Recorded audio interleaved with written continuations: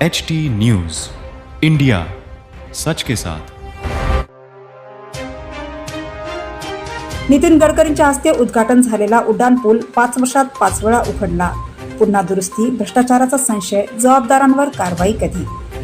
नांदगाव चौकातील उड्डाण पूल पुन्हा एकदा चर्चेत आला असून सध्या पुलाच्या वरती मटेरियल काढून दुरुस्तीचे काम सुरू आहे।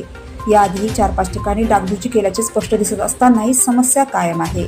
विशेष म्हणजे 5 वर्षापूर्वी या पुलाचे लोकार्पण केंद्रीय मंत्री नितीन गडकरी यांच्या हस्ते मोठ्या थाटामाटात करण्यात आले होते आणि त्याचवेळी त्यांनी उच्च दर्जाच्या कामावर भर देण्याचे निर्देश दिले होते।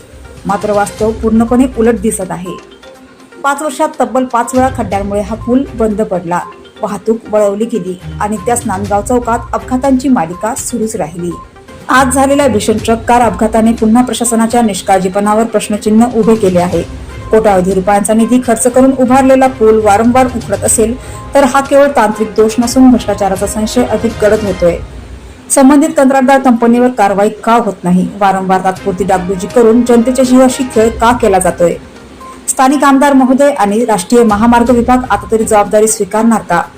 या संपूर्ण प्रकरणाची सखोल चौकशी करून दोषींवर गुन्हे दाखल करून त्यांना ब्लॅकलिस्ट करण्यात यावे, अशी हिंगणघाटच्या संतप्त जनतेची ठाम मागणी आहे। अन्यथा एखादी मोठी दुर्घटना झाल्यास त्याची संपूर्ण जबाबदारी प्रशासनालाच घ्यावी लागेल। एसटी न्यूज मुख्य संपादक अब्दुल कदीर बख्श। खबरों में अब तक के लिए बस इतना ही। फिर होगी आपसे मुलाकात ऐसी किसी बड़ी और खास खबर के साथ। तब तक के लिए नमस्कार और देखते रहिए HT न्यूज इंडिया।